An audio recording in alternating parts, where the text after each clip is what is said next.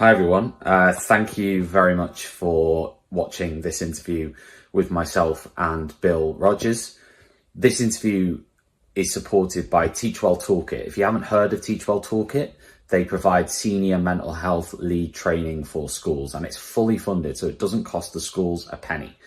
So if you're interested in having a senior mental health lead in your school and you don't already have one, visit teachwelltoolkit.com. Get in touch with Steve and Sunita and book yourself in for some training. It's fully funded. Why not? Thanks very much to Teachwell Toolkit for supporting this show on Teachers Talk Radio, and I really hope you enjoy the interview with Bill Rogers. Full of outstanding and world-class vision and world-class this. I'm a real leadership geek, honestly. I've spent my whole career reading books and chatting to people. I just find the whole thing and the announcement, the way it's been announced, bizarre. If you could move away from a model where teachers are so intensely focused.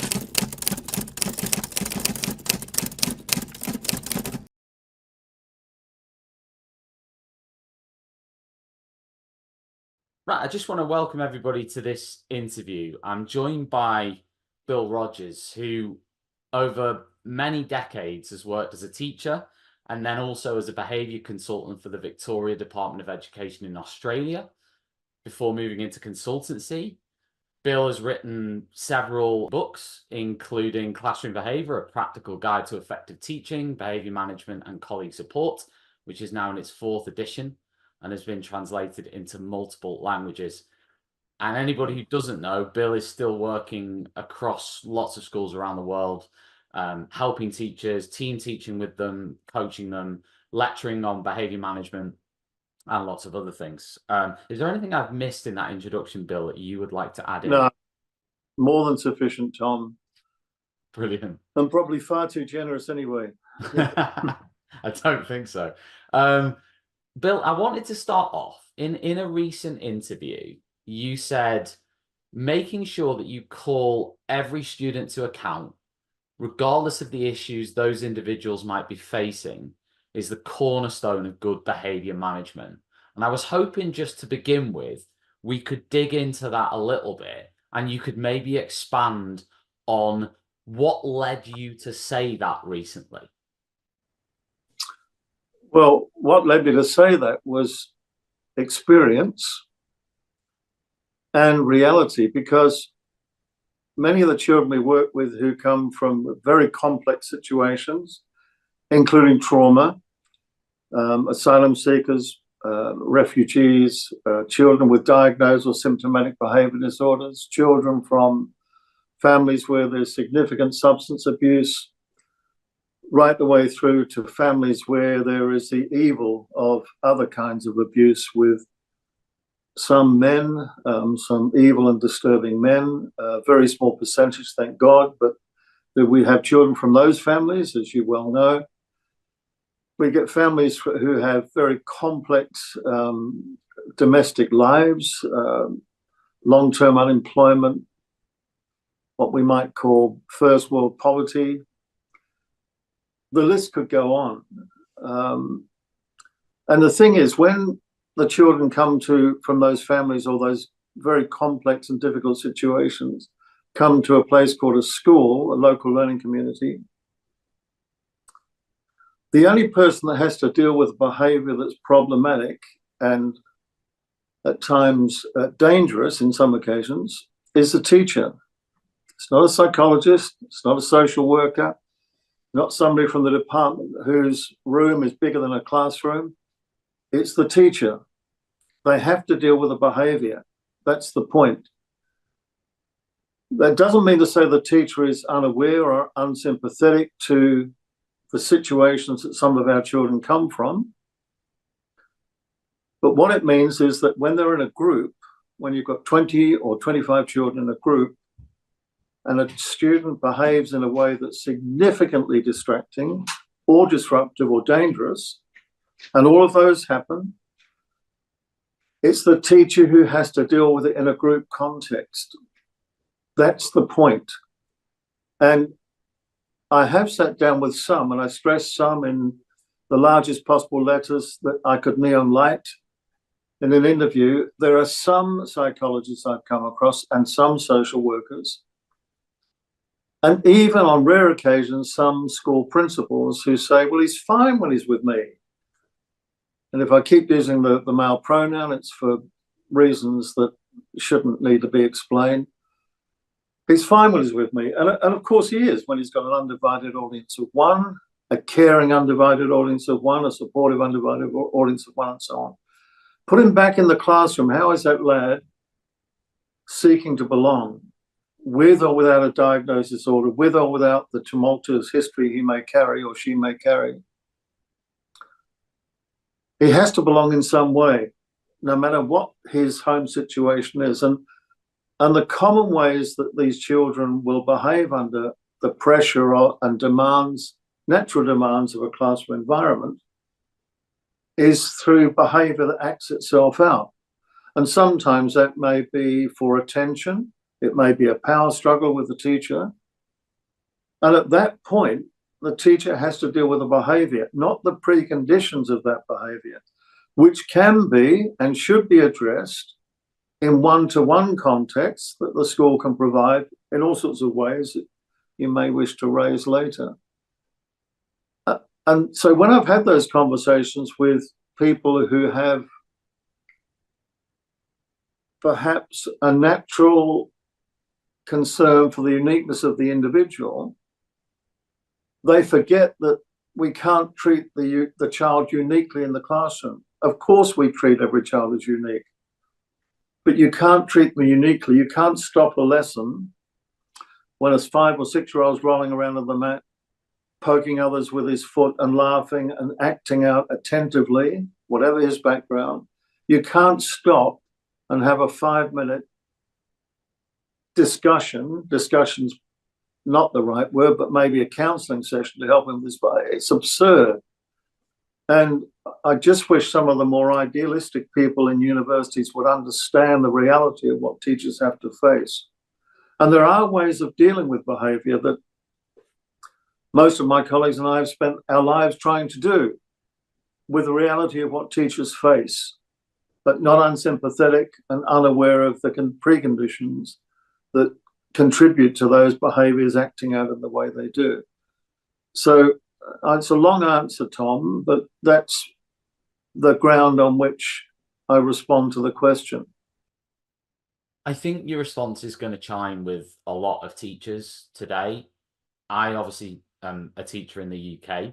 I think that a lot of teachers in the UK are alarmed and feel a great degree of challenge based on the behavior that they're sort of confronted with.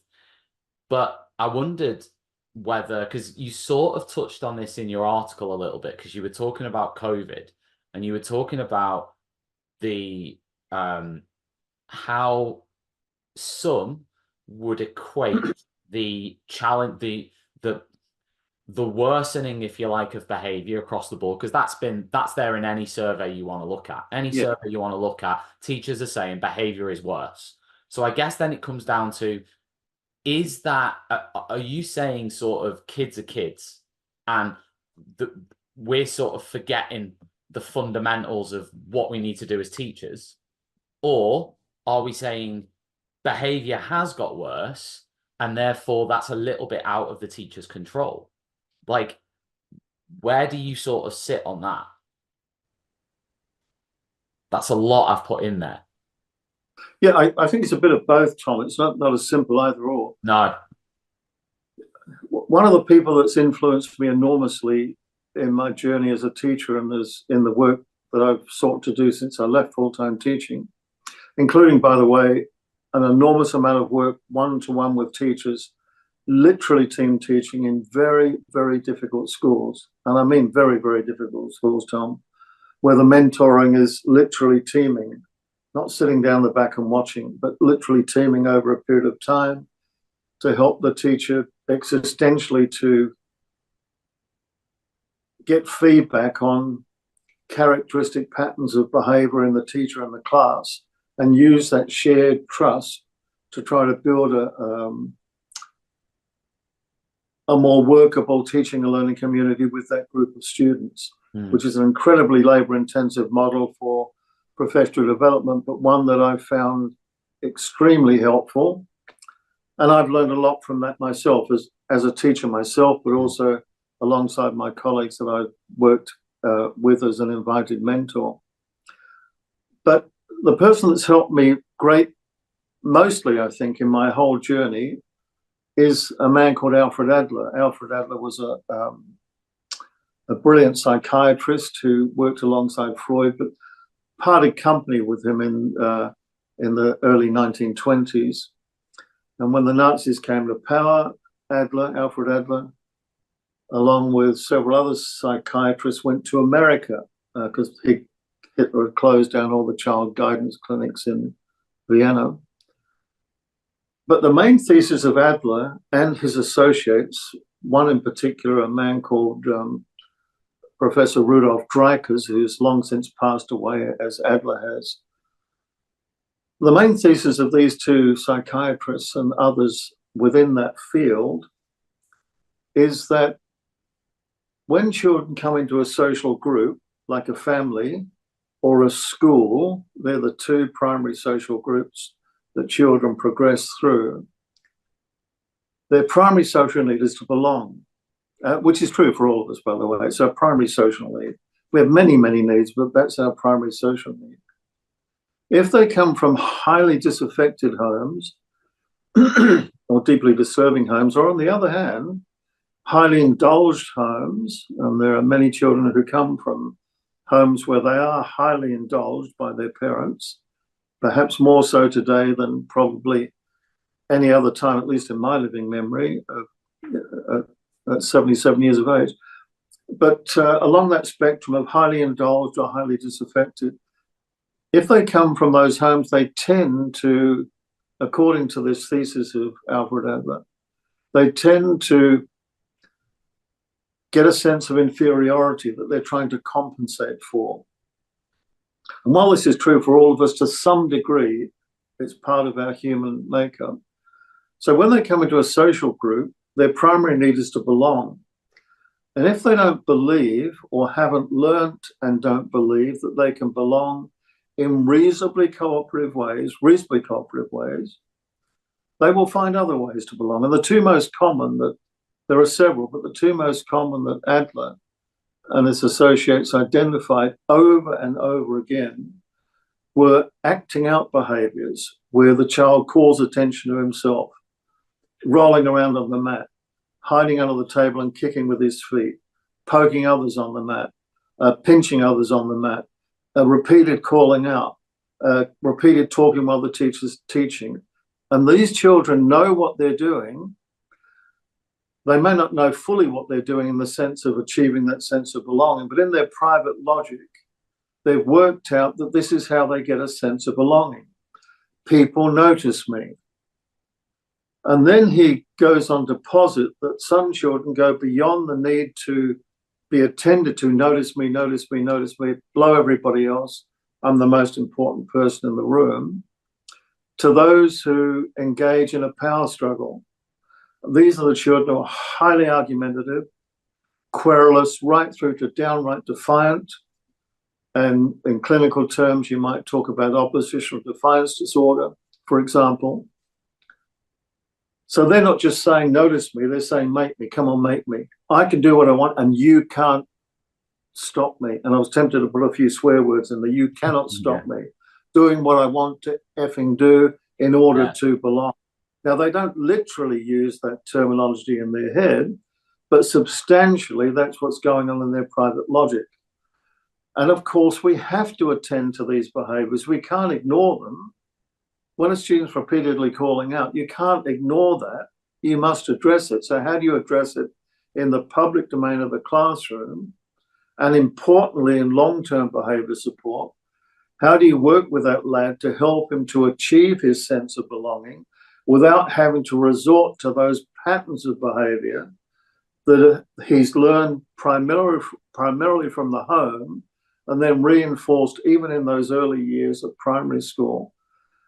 And so using the work of Alfred Adler and others, my colleagues and I have tried to work on strategies and practices at the classroom level to more effectively deal with that behavior, but also personally, one-to-one, work with a child to help him to get a sense of belonging that doesn't have to keep resorting to highly acting out behaviours or power struggling behaviours.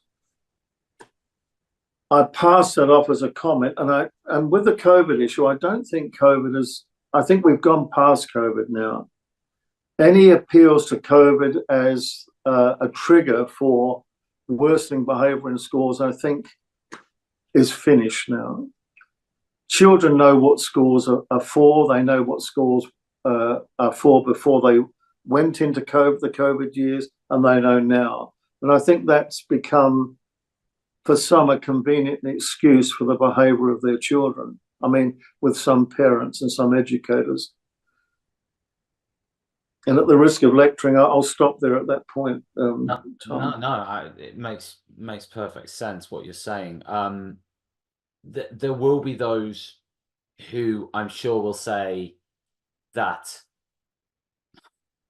the world's changed, and we need to adapt to the change. The world, that I wouldn't say that, by the way, but there are a lot of people out there who will say that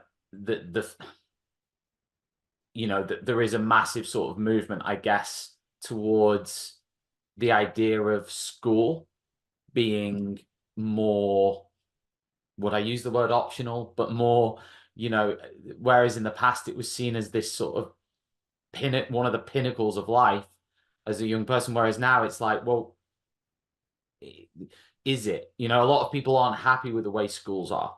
A lot of people seem to be challenging the status quo and saying we want something completely different from teachers and from the curriculum and from schools themselves. We think the whole system needs to change. I'm not one of those people necessarily, but that's what a lot of people say. Well, I don't know a lot of people you're referring to, but I don't doubt what you're saying, Tom. And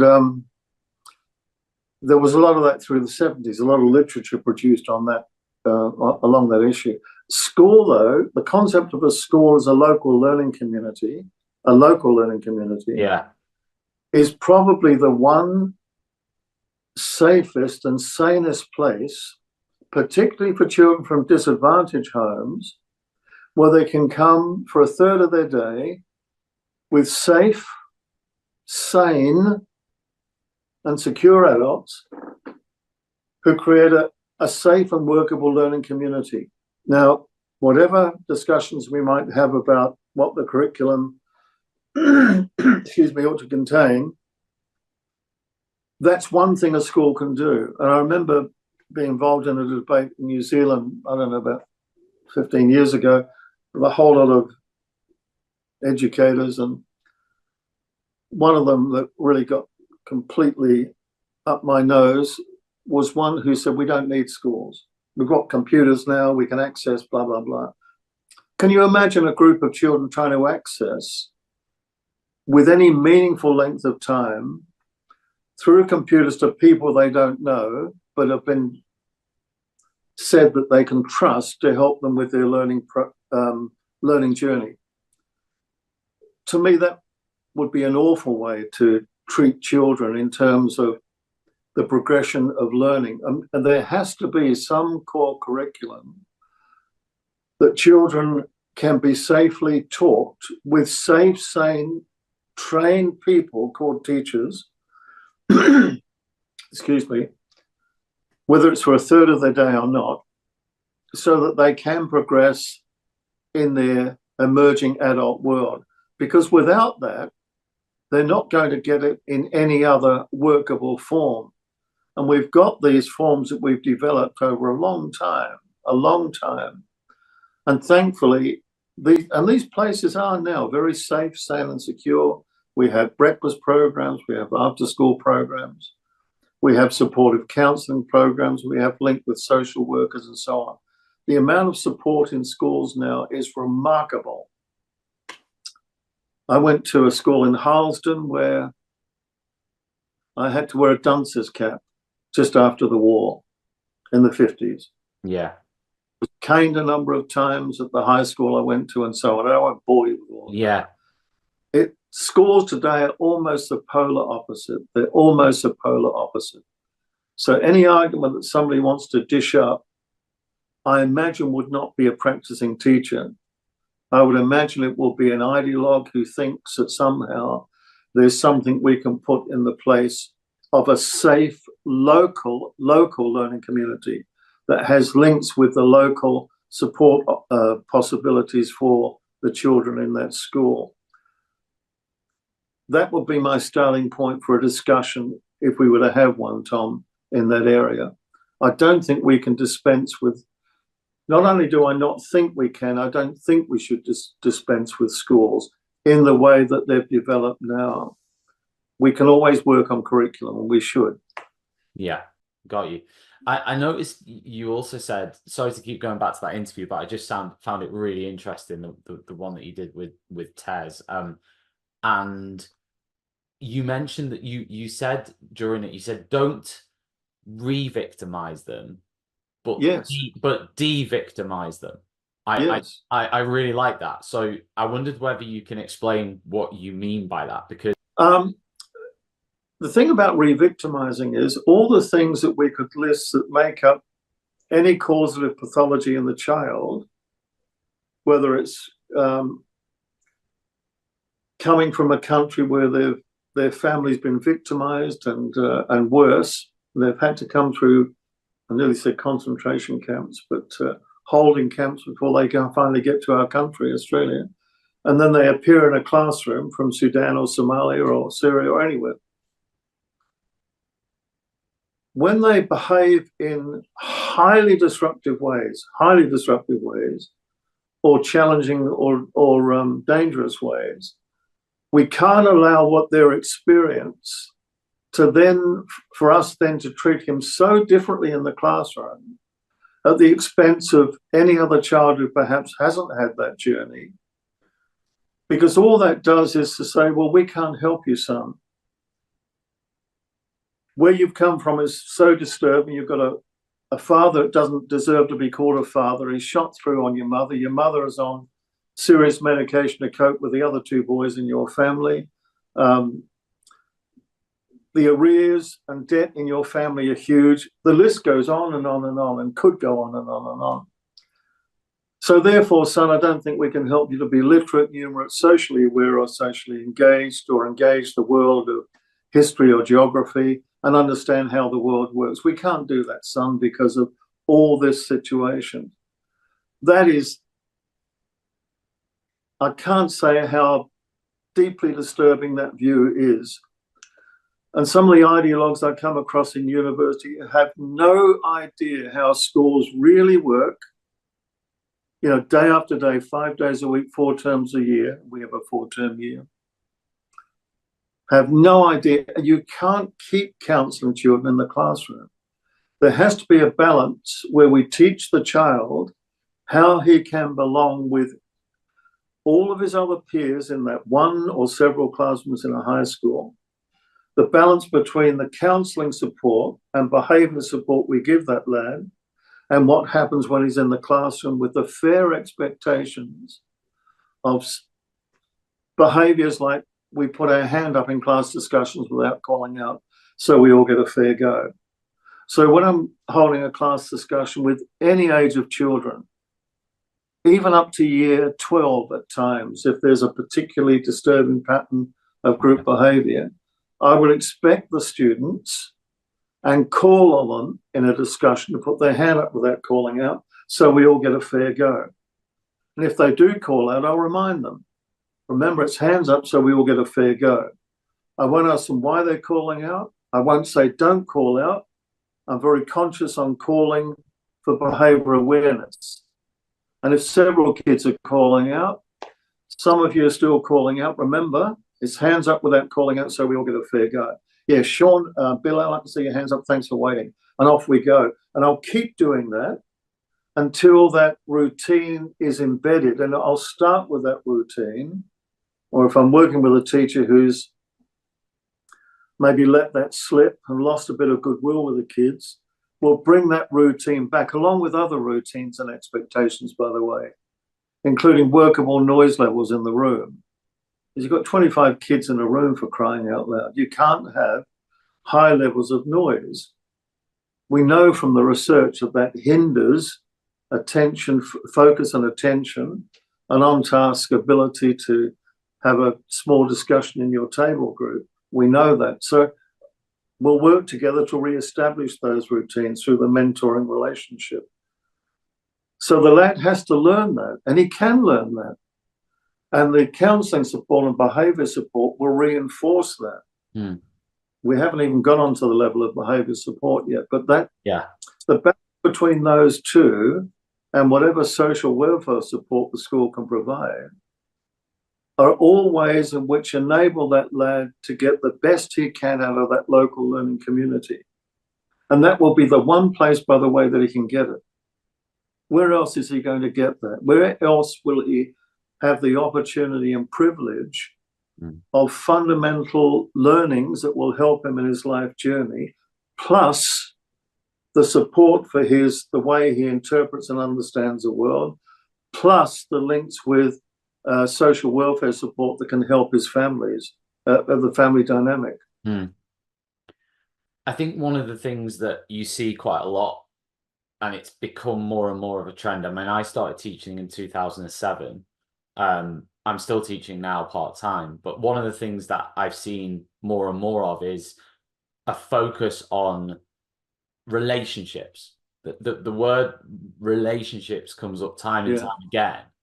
And it's almost become sort of, to be a good teacher, you just have to get the relationships right. You just have to have these good relationships. And I know you've talked about young teachers, you've talked about teachers coming into the profession and maybe taking that as, you know, do I need to sort of be friends with the students or pander to the students or plead with the students, or, you know, I wondered whether you could maybe go on that bit and talk a little bit about that, because it is a big thing. You see it all the time. Relationships.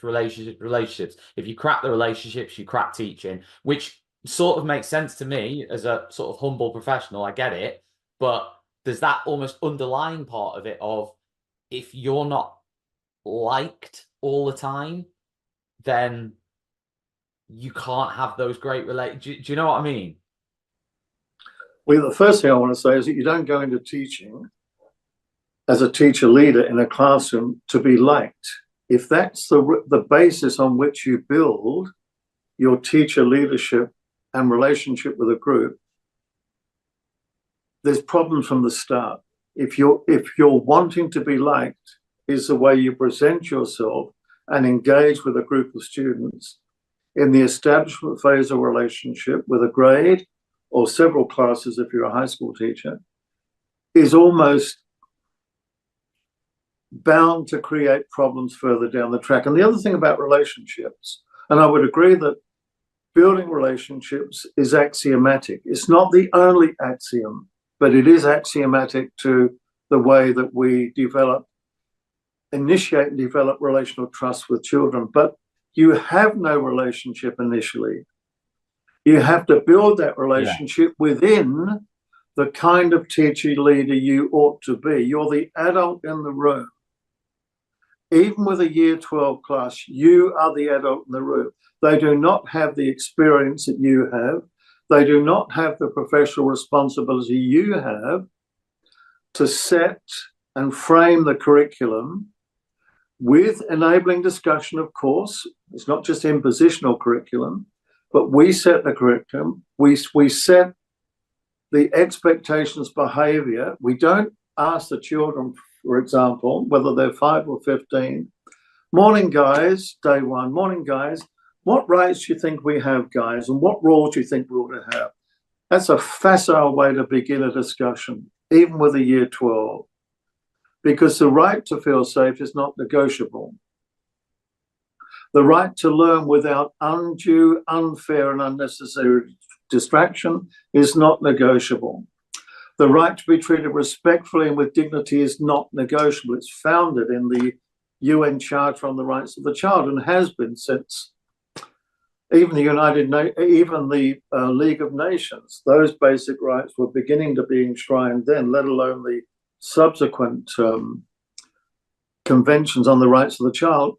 So we don't start with negotiation. We start with guided discussion around those rights.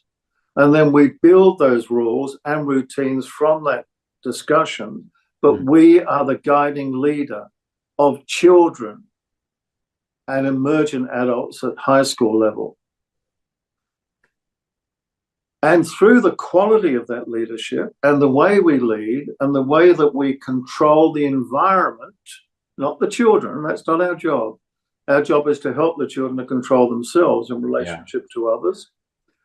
As we do that, we build that relationship. They learn to trust us, and we don't go in with this facile, pathetic desire to be liked by the children.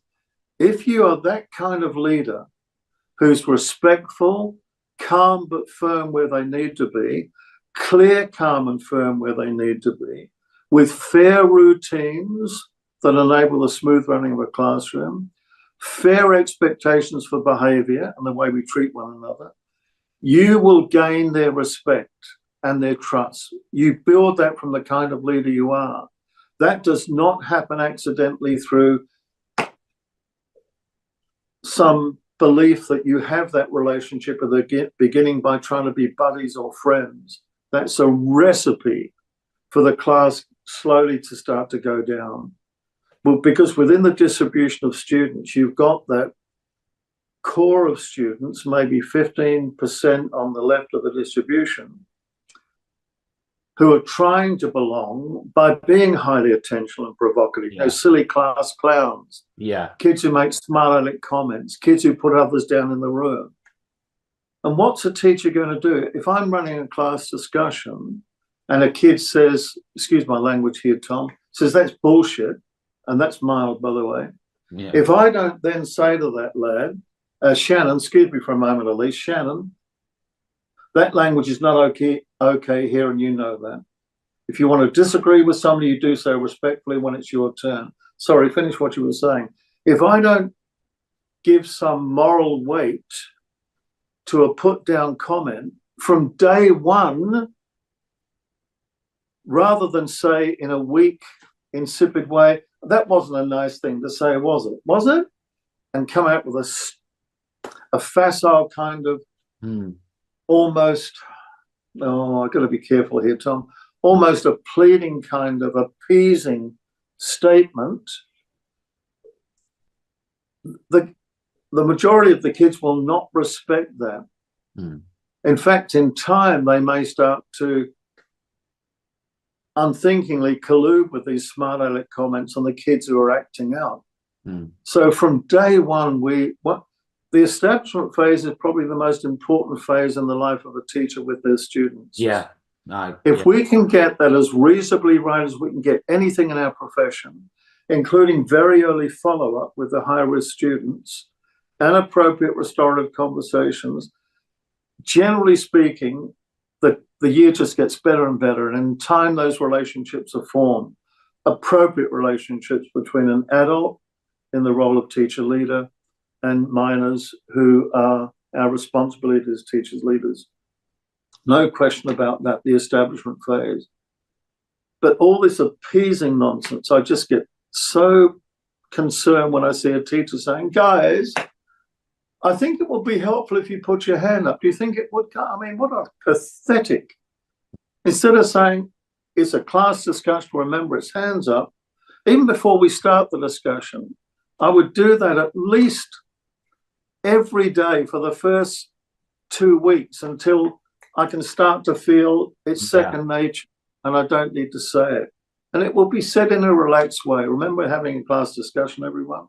This is a tricky one today too, some of the things we're discussing. So remember, hands up without calling out. If you disagree, give a reason for why you disagree when it's your turn. Thanks. Who'd like to start? You know what I mean? You begin a discussion like that where you're controlling the situation to enable them to control themselves. You're not controlling them, which is what happened when I was a child. If that makes sense. Yeah, it does. Yeah. What I wanted to ask you next, Bill, on that note, was about the support that you think school leaders should give to teachers on behavior. I know that's a very general thing, but the do's and the don'ts, if you like, because one of the things that's come up in the UK, at least fairly recently, there's a lot of teachers who sometimes feel disenfranchised. They sometimes feel as though their authority has been taken away somehow by leadership, in the sense of, you know, they've got a problem in the class, and you know, that there's not support there for that. They feel they're not supported in some way, shape, or form when there's an issue in the class with students, and they sometimes can feel undermined or whatever, those sort of emotions. I wondered if you had any thoughts or advice on how leaders should support teachers in the classroom on behavior. That's a big question, Tom. I mean, big question. I think I'll start with an overall answer and then try to hone in from there. The schools that I've worked with, where I've worked long term, and it's not just the schools I've worked with, but schools of a similar understanding, where they have a whole school approach to behavior leadership that has very clear aims and structures in place and very clear expectations for teacher practice, the way we lead for behavior. They have very clear guidelines for at-risk situations where timeout procedures may be used appropriately and safely and respectfully with restorative follow-up. Those schools, the teachers record as being more supportive, being more supported by their leadership. Yeah. For example, let's take a high-risk situation where a student is effectively holding a class to ransom. Yeah. And I'll give you an example here, and I have to be careful here. It's not a unique example, but I need to be careful here, of a primary school. And one of my students alerted me to this. A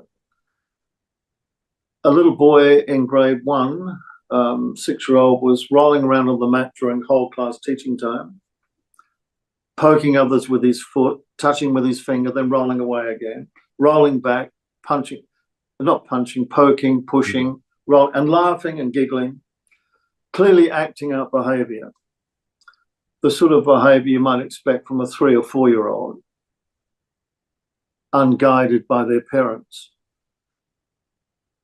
Anyway, she did all the things that I would have thought would be helpful for the child. You know, Shannon, over here, you need to be sitting here facing this way with everyone else. They were very clear, specific, respectful behavior cues. No silly questions. Why are you rolling around on the mat? You shouldn't be doing that, should you? But very clear behavior awareness, directional behavior awareness cues. You need to be over here sitting with the others on the mat facing this way. And she would give him a little bit of take-up time by turning away facing the group. Yeah. And he did this for a while, then rolled back again. So it was kind of, the encephalogram was like this. Yeah. Of his behavior. It finally got to the point where she just couldn't. So she couldn't really work with the kids because he was effectively holding the class to ransom by any measure. So she sent for the deputy. The deputy comes down and basically crouches down and says, "Buddy, you having a bad day, buddy? Come on, buddy." You know, she almost went into a quasi-counseling mode, but at the same time shone a massively significant attentional searchlight on this boy. So he's now getting a huge amount of attention.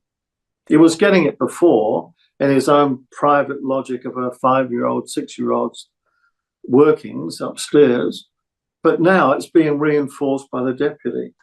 It took her 5 minutes to escort that boy out of the classroom. If she was going to escort the boy out, she doesn't go through that pathetic drama of over-attending to him, but a firm, clear direction to come.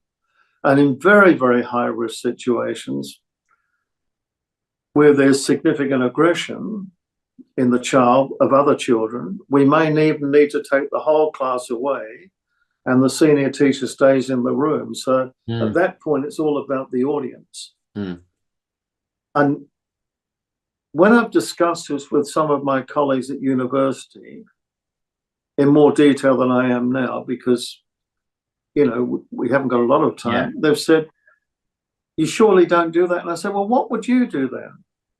If a student is effectively holding the class to ransom, what will you do? How much counselling or how much engaging language will you use that doesn't sound appeasing or special pleading language? What would you say and do? And they cannot tell me what they would do, but they cavil at the idea of using safe, respectful timeout in high-risk situations. And particularly if this happens in the first couple of weeks. And that's a red flag for us to then set up a behaviour support plan for the lad, which is what we would do, and do, by the way. Yeah. Whether the child's 5 or 15, we set up a behaviour support plan for him and with him, with the expertise of the student wellbeing team to work with that lad in a structured way, at least once a week and for at least half an hour, whatever other support he might have from professional counsellors or even a psychologist. We work with a lad to develop a behaviour plan to help him to take control of his behaviour. So he's getting a sense of belonging now by not acting out, but by behaving as the other students do in a way that's cooperative and supportive. You know, in other words, sitting on the mat with safe hands and feet, listening with your eyes and your ears, putting your hand up without calling out if you want to share, wait for the teacher to call on you. We actually teach those specific behaviours to the boy, one-to-one away from the group. Yeah. And we do it through a directed role play. Yeah. Where we actually use picture cues, even simple little drawings, that are directed social stories just to him. They're not an open social story. Yeah. The teacher then models that behaviour to the lad, specifically models it one-to-one in the safety of a half an hour session, 20 minutes, an hour session. And then the child rehearses that behaviour with the teacher. And then back in the room, the kinesthetic memory of that session is the cue for the next behaviour episode. And the most common thing the teacher will say, and this is recorded on a small reminder card with a little stick figure drawing of the lad sitting on the mat with, when I come together on the mat, I remember 2, you know, 1, sit with safe hands and feet, listen with my eyes and my ears, put my hand up if I want to share without calling out, and I wait for my teacher to call on me. So those behaviours, which all the other students do naturally, thank God, are now being taught to this lad one-to-one. And at least 6 or 8 sessions are needed in those one-to-one sessions to get workable traction. A one-off session is not enough by itself. And the most common thing you'll hear these teachers say to the students when they're back in the class is, remember your plan. So they don't say, put your hand up without calling out. Yeah. The simple cue, remember your plan, is enough to trigger the memory of that rehearsal or practice session. Now, I'm giving you a very truncated view of the program we use, which we call behavior recovery. It's modified as children get older, but the same principle is at stake. We work with a lad one-to-one on teaching behaviours that are appropriate for being at school, including how to organise your study space, including how to focus on the work, having a reading partner. All these options are built in as children get older. Now, this is a labour-intensive model of behaviour support. Yeah, I was going to say, it's tricky, isn't it, I guess, for some leaders. Well, what else are you going to do? Yeah. You see, if they go to a psychologist, which is helpful, please, I would take nothing away from my colleagues who are ed psychs, but they're thin on the ground. you're fortunate if you get once a fortnight. I'm serious. They are so thin on the ground. They are not the best person to make this behavior plan. For counseling, yes. For links, maybe even to psychiatric counseling with high-risk situations. But the best person to teach behavior is a teacher. So they teach these behavior plans in safe one-to-one settings. And when they're back in the room, their engagement with the child is within that plan. And they don't use praise with the child. Praise is counterproductive, but they will use thoughtful, and specific affirmation, acknowledgement, and encouragement, but no praise. What would the difference be between affirmation and praise? Would you say that's a huge difference? Yeah. If I walk up to a lad, if you're working at your table, you're a grade 4 lad, you have struggled with meaningful time on task, you tend to wander, you tend to sit with your seat a metre away from the table.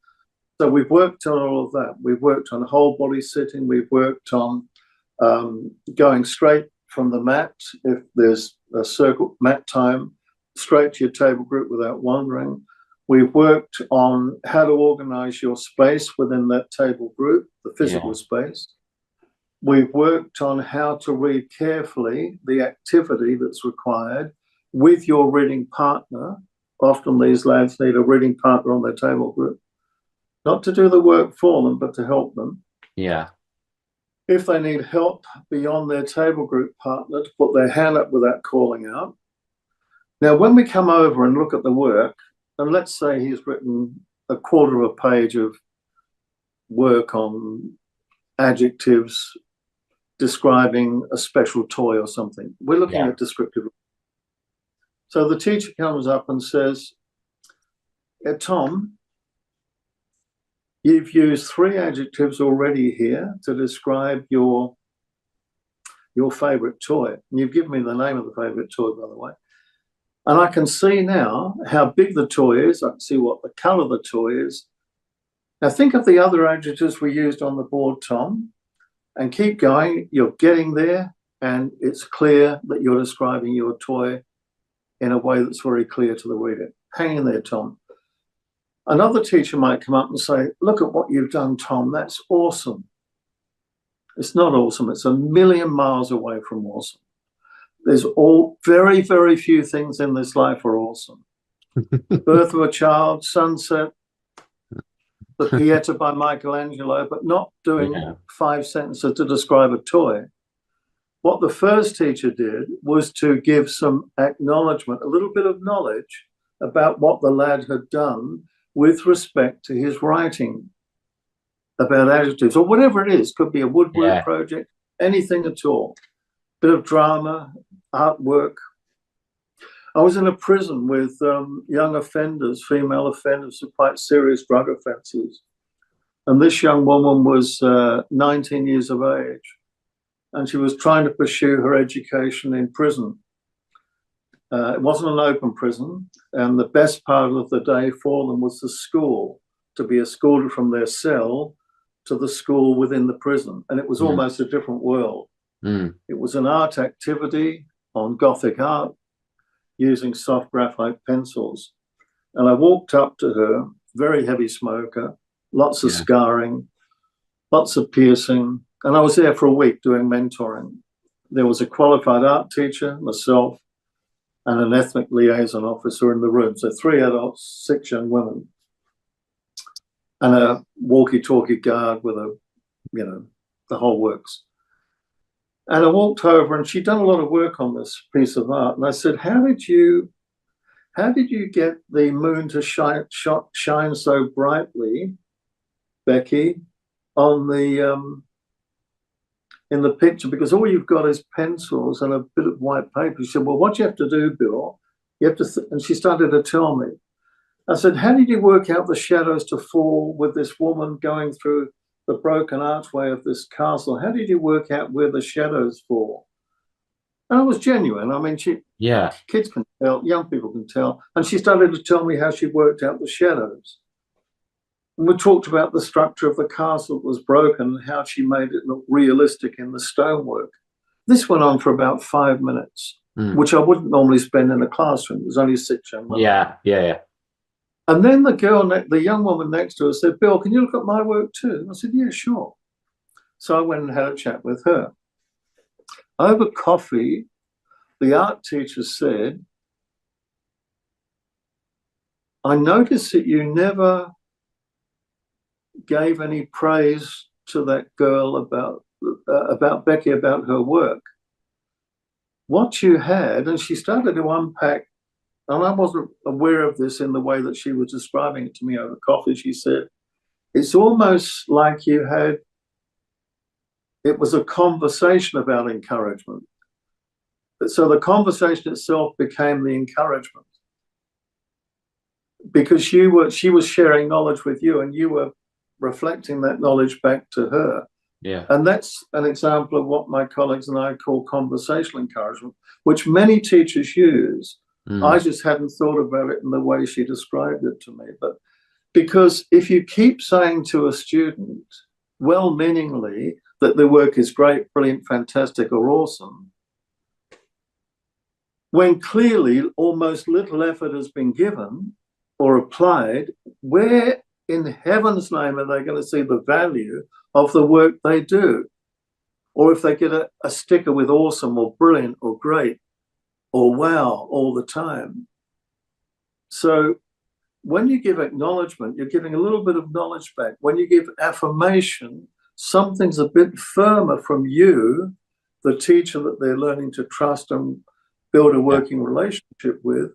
A bit of firmness is coming from you to them when you affirm their work, their effort, their contribution, their thought, their time. That's the difference between praise, which is massively high bar. Yeah. Narcissists like to reach.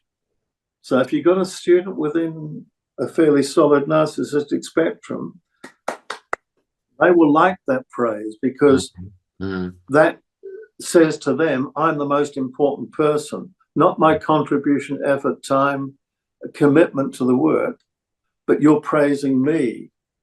That's the difference between praise and encouragement, or praise and acknowledgement, or affirmation, or enabling. When you enable a student, you're helping him to be more able in his woodwork or his drama or his art or music. And that's what good coaches do. A good coach, in the best sense of the word good, doesn't praise them. They talk about how they did the shop, how they used the saw and woodwork, or whatever, Tom, if that makes sense. Yeah, no, I totally get the difference you're talking about, what it means. I totally understand it. And I've probably been guilty of that at various points. Just saying that's amazing, that's great, when it's probably not really. You know what I mean? I just thought, and if it was, because during my teacher training, I was told to praise. I mean, praise was like a big buzzword during my teaching. I know. We were absolutely like told to do that, and even to this day, I still see that as a very positive thing. The word praise in the classroom, when everyone says praise, it's like yeah, we need to praise. You know. So, but praise is a different. Praise has become, like, take the word awesome. It's become a cliché and a default word. It doesn't mean what it means. Yeah.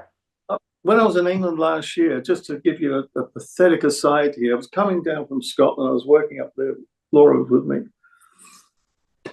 I go to use the convenience, public convenience on the train. What's on the toilet lid? Be a hero and recycle. Why not be considerate, helpful, thoughtful? How the hell are you a hero by recycling? We were on a tourist bus. A little lad comes on with his mother. Must have been 4. We're up in Leeds. Hero.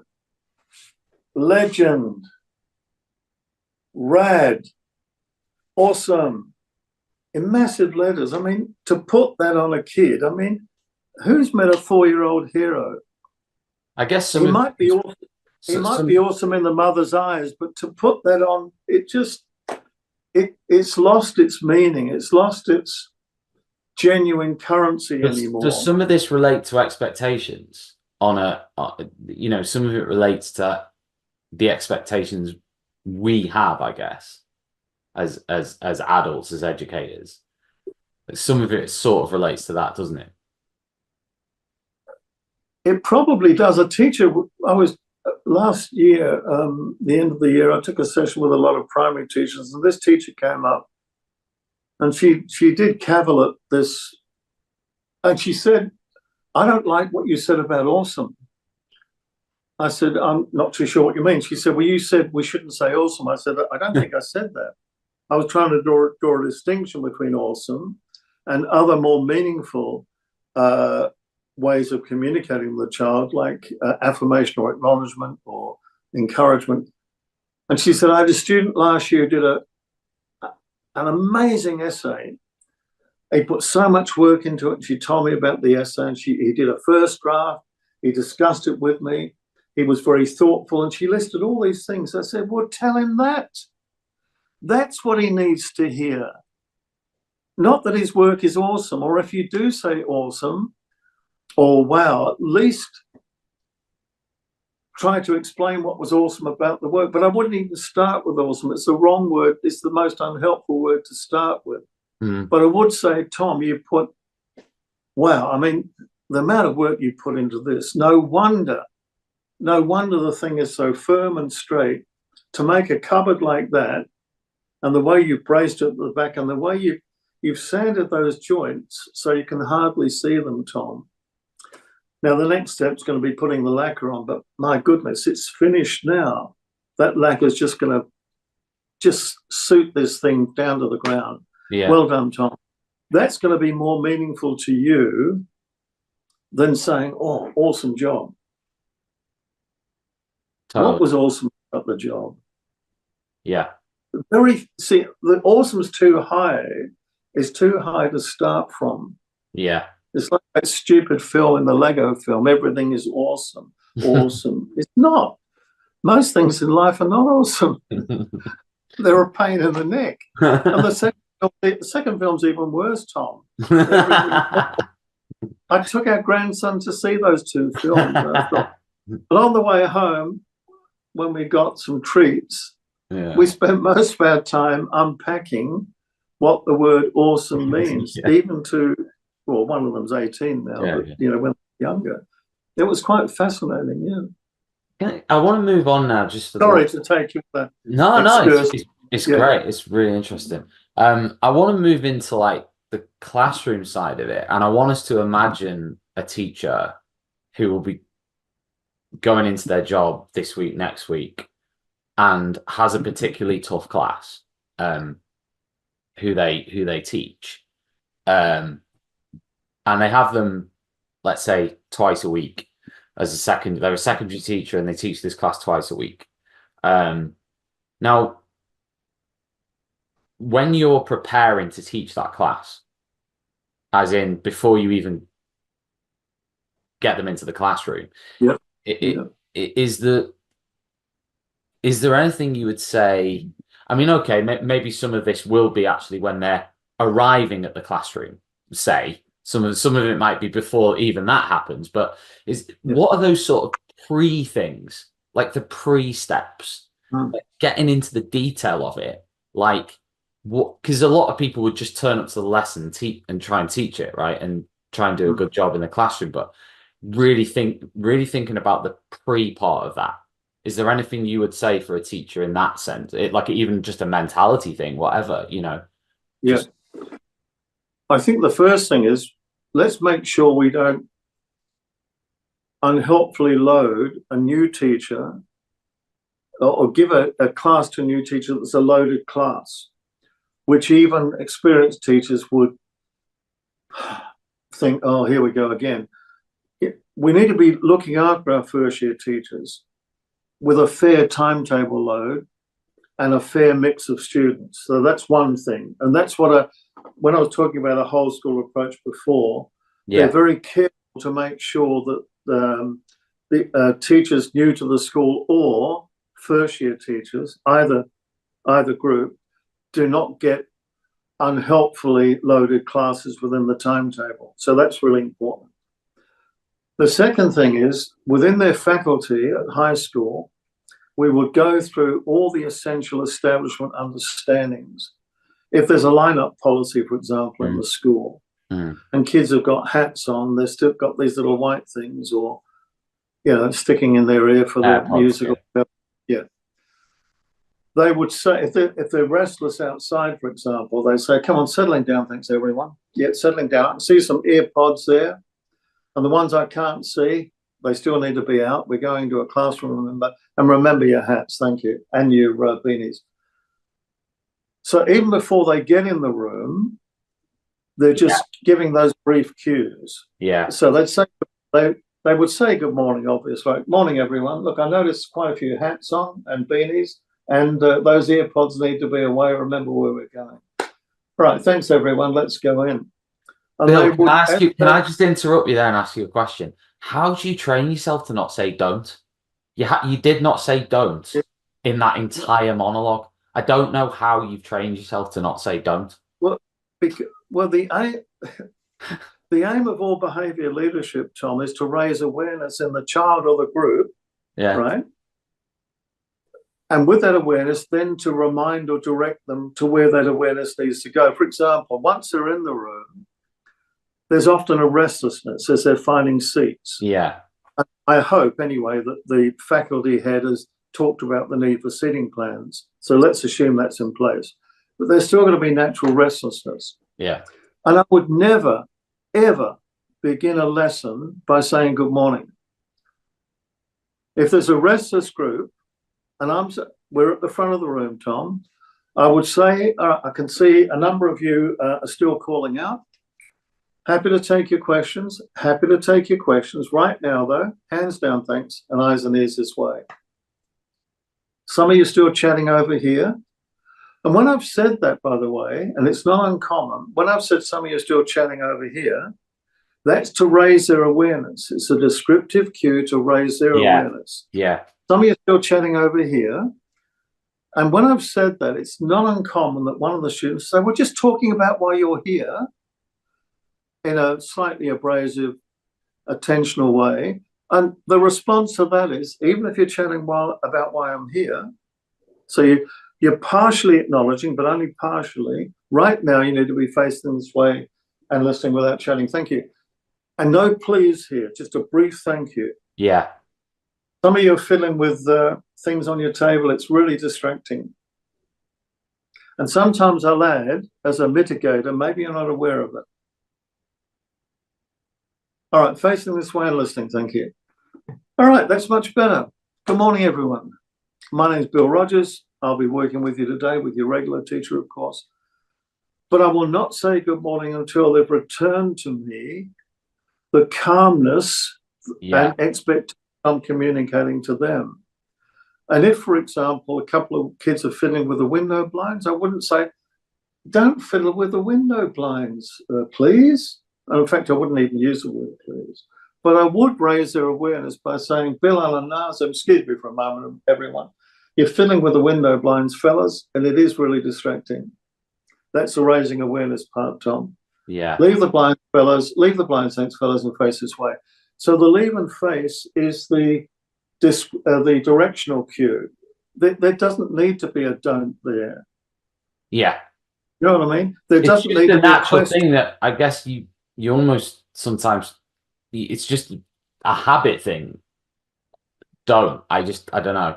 Sometimes it can just be a habit thing to say, don't do that, or don't. I like that, not using it. There's very few occasions where that needs to be used, Tom. There are occasions that I won't bore you with now. Yeah. But most occasions we raise awareness and cue for ownership. Yeah. If 2 or 3 kids are calling out, I'll say, excuse me for a moment, everyone. Shannon and Dean, you keep calling out. Remember, it's hands up without calling out. Thanks. And it's a very brief thanks as well. And by the way, when the class is settled and facing this way and listening, I don't mean like this. I mean just relaxed and listening. We don't say awesome, guys, or great. It's not great. It's a million miles away from awesome. Just say thank you, thanks. Good morning, everyone. My name's Bill Rogers. I'll be working with you up until lunchtime with your regular teacher. And then I normally, yeah, sorry, go on. No, I was just going to ask, is body like, because you're doing a lot of hand movements and stuff. So is that planned by you, or is that just your natural way of being, or is that something you've actually thought about? It's probably my natural way, but because I'm talking to you in this artificial sense, I'm also trying to emphasize. So in the classroom, that would be a lot less Expressive. Yeah. Because calmness is important. I don't mean a benign calmness. I mean a benign calmness. I mean a kind of an anodyne calmness, but it's a calmness where you're securing yourself about what you need to say, even if you need to be firm. Like if a kid says that bullshit or crap, Yes. Yeah. Excuse me for a moment at least. Shannon, if you want to disagree with anyone in the class, you do so respectfully when it's your turn. And I'd use an adjective that's appropriate. If it's an offensive comment, I'll say that was a really offensive comment and it is not on in our classroom ever. And if the kid says, "I'm just a joke, all right," it's not a joke, and it stops right now. And then he'll probably sit there and I've had kids sit there and say, "I can't say anything here." Now that bull dust, that behavior is what I'll tactically ignore. But no way will I ignore an unkind, unfair, cruel or hurtful, or even preposterously a preposterous and obscene comment. And if it's an obscene comment, I'll call it out for what it is. What you said was not just offensive, that was obscene. And I expect that to stop right now. And some smart aleck kids have said to me, "Oh, just a joke, all right." It's not a joke here. No way is that a joke here, and it stops right now. So you can be firm but calm. And you're setting an appropriate moral weight there. What weight? You know, there's a moral weight that you're expressing as the adult in the room. And I've had some people who are not teachers who say, "Oh, a lot of this is just street language." And I've said to them, we're not teaching in a street. We're teaching in a classroom, for crying out loud. You can't allow that language to go unaddressed. From the very first time you hear it in the room, you don't let that go. The same with personally disrespectful comments to the teacher or worse. I don't make comments about your ethnic background, Tom, and I certainly don't expect you to make comments about mine, or worse, whatever the comment is. And when you see a teacher doing that, that's a teacher that's in control, not of the students, but of the context in which the students and them are. And the main kids in the distribution are saying, the teacher's right. He's right to say that to him. You know what I mean? But if the teacher's saying, "That wasn't a very nice thing, was it?" and asking a stupid question like that, which is a question, and trying to be nice and be fair to everyone is just pathetic. And that's what I get so upset with, what some graduates are being, what some pre-graduates are being taught by these people who either haven't or don't know what day-to-day teaching and the reality of classroom life is like for teachers. That's what I get so concerned about, Tom, because it often starts at the university or pre-graduate level. Because I think in some cases there is like a lot of teachers feel like they have to let things go.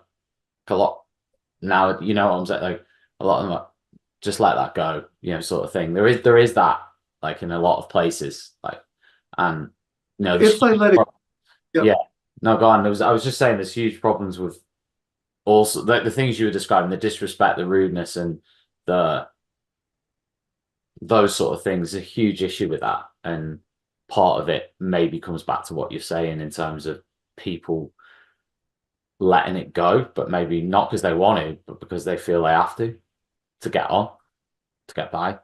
But we're just creating the very thing that will end up being the burden for us. I mean, take mobile phones, which are not phones, they're microcomputers. Nobody's got a phone anymore. I mean, I walked up to a year 11 student in one of my classes where I was mentoring a young teacher about 24 years of age. Mm. It was on task learning time. She was on the phone. I didn't see the iPhone because she had long blonde hair. But I thought, what? She's not talking to anybody else in the group. And I walked over, it was on task learning time. I said, it's Harmony, isn't it? She turned around, she said, I'm on the phone. I said, Harmony, the school rule's clear. The phone needs to be off and away on Lindsay's desk, that was a young guy I was mentoring, or in your bag. I gave her a directed choice. Didn't touch her phone. No. Never touched jewelry. I never touched jewelry or phones or personal things to the student, but I'll give them a directed choice, not a free choice. So I said, it needs to be off on Lindsay's table or in your bag. And she said, it's a job placement call. I said, Harmony, even if it's a job placement call, not arguing with it, but yeah, partially and only partially acknowledging, even if it's a job placement call, Harmony, the school rule's clear. It needs to be off and away on Lindsay's table or back in your bag. And at that point, I walked away to give her some take-up time. I walk away. About 20 seconds later, she said behind my back, I'll put it away then if it makes you happy. And then I ignored, but I kept her back for a brief chat later with the teacher I was mentoring. And when I kept her back, she said, I put the phone away. I said, you did put the phone away, Harmony. However, it was the way you spoke to me that I was concerned about, and what you went through in order to make the claim that it was okay for you to use the phone. And I've come across many, many students who say, our teacher doesn't mind if we text in class if I've got nothing to do and it's an important text. And I say, I can't answer for other teachers. The school rule's clear. It needs to be off and away, on your teacher's table or in your bag. And if they refuse, and some do, I'll come back and say, if you choose not to put it away, Tom, I'm going to have to follow this up in your own time. So now, as the teacher, I'll telegraph a deferred consequence. And quite a few kids have said to me, I don't care. And you feel like saying you bloody well will care, but you don't say that. What I normally say is I care, and then leave them to the consequences, because it's the certainty of the teacher carrying that through that carries more weight in terms of the leadership relationship than arguing with a student. You will care, and I'll make sure we don't start an argument with kids. Yeah. Otherwise, we let them dictate where it will go. But Yeah. I will give directed choices if I believe that's appropriate, and I will use timeout if they hold the class to ransom. If you can't settle down, I'm going to have to ask you to leave and take some cool-off time. Yeah. And there has to be, and this is where the backup comes in, Tom. In a whole school approach, we have several timeout options, from colleague-assisted timeout next door, right through to supported timeout, right through to the high-risk one where we may need to escort the audience away and the senior teacher stays with the student in the room. And that's where the school can work together. And also with the follow-up with difficult students. This is where a team leader at primary or a head of year or faculty head can help in that difficult conversation with the student. But if we've had 3 difficult conversations and there's, including a restorative possibility, and there's no change, we should be looking at a long-term behaviour plan for that lad. Where a case supervisor acting on behalf of all the subject teachers in Year 8 will... My last question was just going to be around that tough class. They're in the class. They're doing a lot of these strategies. They're working with the class. I was wondering, like, sanctions, if you've got any view on when sanctions could come in, should come into it. Like you mentioned timeout and stuff. I get that. But are there any sanctions that you look at and say, that's not a very good sanction, that's a good sanction, Yeah, I think so. Yeah. Like, and yeah, An empty detention is pretty pointless. Well, no, it is pointless, not pretty pointless. If a lad is in timeout for any length of time being supervised by a senior teacher, for example, or a faculty head. when you say time out, you mean taken out of the class to be somewhere else with them. To calm down, think about their behaviour. Yeah. If and when they're calm enough, but only if and when they're calm enough, the student is normally encouraged to write down what actually happened that caused him to be in timeout, what caused, what rule or right his behaviour was affecting, depending on the age of the child. Younger children will often use simple drawings with a couple of understandings about what happened, what can make things better. This is for very young children. That works very well, by the way. Yeah. The third question will be, what's your side of the story? And what do you think you can do to fix it up or improve things? And the fifth question is, how can the teacher who sent you to timeout help you to fix things up and work things out? Now, they don't write much, but the fact they write something is helpful for the rest of the time if they're calm enough. And when I read those back, when I've supervised timeout, and I've done this many, many times, I ask the lad to read it back to me so I can hear not just the physical words, but the inside words. And they'll often tell me more then, which helps me then to work with that lad as a senior teacher and the teacher who sent him to timeout. Because timeout is not an end in itself. It's a time for the lad to calm down because he's been effectively holding the class to ransom for whatever reason. But there needs to be a restorative conversation. And some teachers, particularly beginning teachers, will need a senior colleague to sit with them to be the moral support, not to take over, but to be the moral support and maybe the prompt from time to time in the restorative conversation between the child or the young person and the teacher. Now, the other sanction, the main sanctions that are used in most schools are detentions. But and there are still schools who use empty detentions where the lad just sits there, particularly if it's a year-level detention or end-of-the-day detention. But in a detention, again, we would use the same questions. I mean, if the lad is if he's being detained not merely as a punishment, but being detained to think about his behaviour. And he should be calm enough by now, although he's probably chomping at the bit because he's being detained. And you probably know that there's been cases in England and some in Australia where parents have tried to bring the school before some legal situation where they're saying you've got no right to detain my child and all this sort of nonsense. Anyway, and again, if a lad's been in timeout or detention 3 times in close succession, he's probably going to be more helped by long-term behaviour support than short-term sanctions.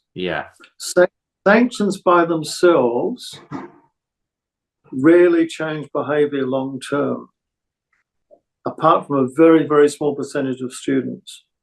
The high-risk students, all it will do is create more animosity between the student and the system. So that's why early intervention for behaviour support, and our rule of thumb is 3 times in close succession, we then work on a long-term behaviour plan with the lad. And we're trying to say to the lad, you own your own behaviour, son. I don't own it. Your mates don't own it. Your mum doesn't own it. Your history doesn't own it. You own your own behaviour. Part of my job working with you, half an hour a week or whatever it is to help you to take charge of your behaviour in a way that's helpful at school. And we do it in an honest, upfront way. No patronising, no pseudo-counselling. I mean, real counselling could be helpful, but this is behaviour support.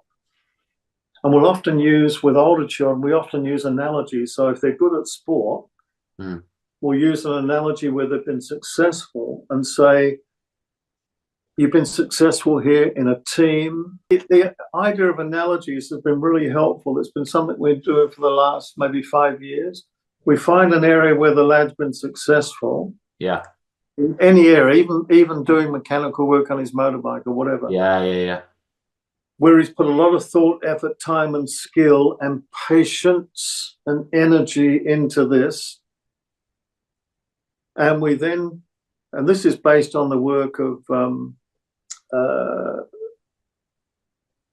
the guy that wrote Lateral Thinking. I've got a mental block.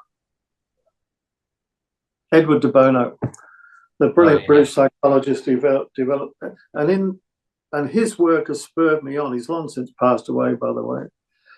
Has spurred me on to realize that if we can find an analogical link between an area where the lad has been successful and proved it in areas like patience, following the rules in swimming, basketball, driving a car, learning to drive a car. I've done that with lads. And all the things they have to do there. And we've listed them down. And I've said, you're telling me you can do all of that in a car, Tom?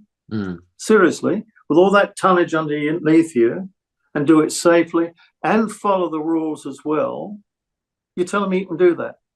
And you take 4 tablets a day for attention deficit hyperactive disorder. You're telling me you can do all of that, Tom? Yeah. So we have this conversation and we say, wait, meanwhile, back at school, I know it's not the same, Tom, but it is similar in these ways. And that seems to be a really useful bridge along which we can travel with each other. Yeah. Beyond any other formal counseling you might be getting from a psychologist. As the behavior support tutor or case supervisor, whatever, there's lots of different terms used in our country. The case supervisor will then work on a plan with the lad and build up, if you like, a behavior repertoire. Yeah. So he can get more meaningful mileage out of school that's going to be useful for him in the future. So behavior support is an area that I've only lightly touched on today, but that has to be the balance to the 5 or 10% of at-risk kids we work with. There's only so much you can do in the public domain of a classroom. Yeah. But where there's a repeated pattern, and our rule of thumb is 3, like detention 3 times, time out 3 times, that's a red flag probably for behavior support, along with anything other issues we know about the family where support may be needed. And the other thing is, with first year teachers, which was the question we didn't explore at length, it really is important to help the teacher to know how to establish their classes, even to the point of how to deal with them in the corridor, whole class settling, sitting plans, whole class discussion, transition from whole class to on task, working voices in the room, right the way through to lesson closure, to talk these through seriously with language cues that are much more likely to be effectively behavior awareness raising than see, what bothers me a lot about beginning teachers, Tom, is that they put so much work into their lesson plans, but almost very little work in the behavior leadership plan, if you will. Yeah. So again, effective schools with their team leaders or faculty heads put a lot of work into this. And again, that's supportive to the teacher as they take up their first classes. And then early follow-up and briefing and discussion about early problems so that they're learning on the job, as it were, with the absolute assurance that any high-risk situation, 3 to 5 minutes will be there in the room. We will not let a teacher suffer with a high-risk student effectively holding the room to ransom. And then we'll work with them with the follow-up as well. One of the, like you mentioned there about restorative conversations, like they've got a lot of, it's become a huge thing in the UK, as in like everywhere. Yeah, it's like a huge thing, right? And but there's some people who would criticize, saying an idea is only a good idea if it can work in a context. So there's some people who would say that restorative practice doesn't, not that it doesn't work, works in theory, but in a school context is very difficult to get right. Because, for example, there's a lot of people who would say, so there's a lot of teachers who say, right, I, went through some sanctions, and the sanction was a restorative conversation, and then that student returned the next lesson, did exactly the same thing again, and then they got another restorative conversation, and then the student returned again, and then it literally went on a cycle like that for weeks and months and stuff. And then there's other people who'd say, well, what is a restorative conversation? Like there's a lot of different definitions of what a restorative conversation should look like and what it actually is, right? I agree. And without going into the whole... Yeah, it's difficult to capture here. Yeah. I get that. Yeah. But if a restorative conversation does not hold the student responsible for the behavior in the classroom, to me, it's a meaningless restorative conversation. Because in effect, what you're trying to restore supportively one-to-one away from the other children in a one-to-one time of 10, 15, 20 minutes, whatever, and that's labor intensive on our part, and he doesn't like to be there anyway. But in that conversation or in that dialogue, you're trying to make him aware of his behavior and take ownership for it.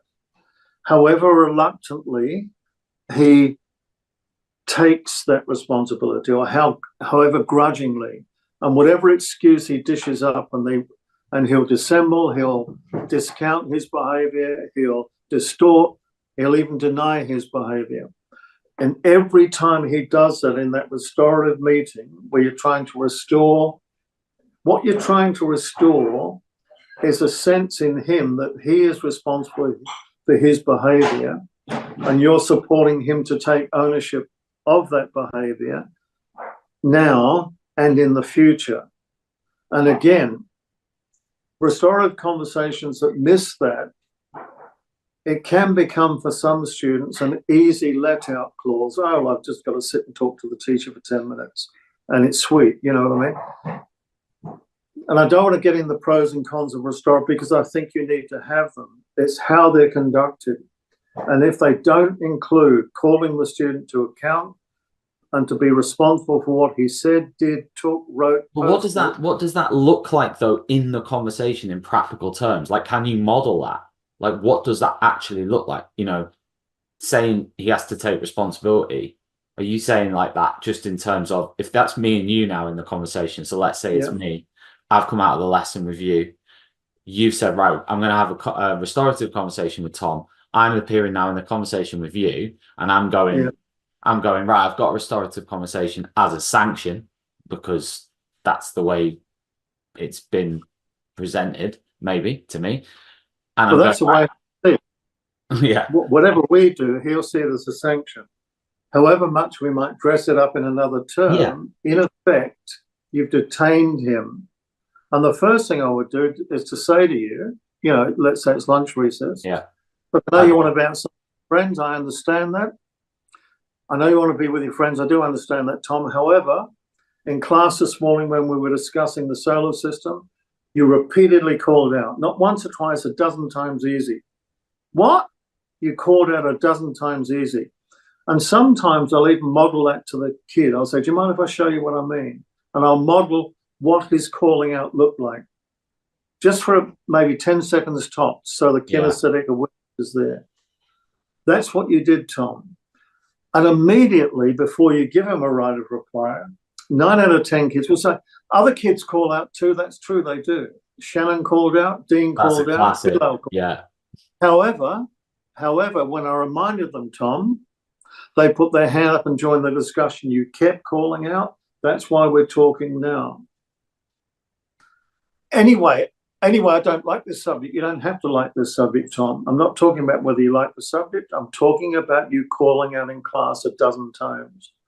So each dissembling comment, and I could go through the 20 most common ones. It's not me. Other kids do this too. It was only a joke. I was just mucking around. All that bull dust. We respectfully address that and reframe it back to his responsibility.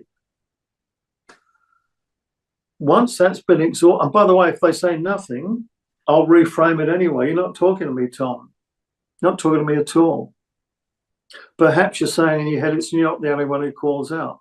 And then I'll reframe. Yeah. Perhaps you're saying, it's not fair and you're picking on me. And then I'll reframe that. I'll reframe what I think is probably going on upstairs.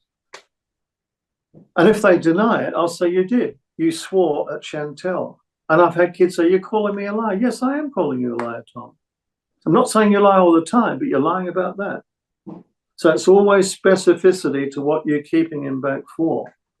Then I'll remind him of the expectation or rule or right that he's infringed. And if I can't force an apology, but I can say, if he's hurt somebody by what he said or posted, the right thing to do, Tom, is to apologize. I don't want to. Even if you don't want to, it's the right thing to do. I can't make you do that, but that's the right thing and the responsible thing to do when you said the kind of hurtful things you said and posted online. But I can't make him do that. That will be counterproductive. But at least I let him know what the right thing is. Then I'll remind him that next time we're in the class, in a class discussion, this is the expectation. You know that already, though, Tom. I'm reminding you now. The next time we have a discussion in class, it's hands up without calling out.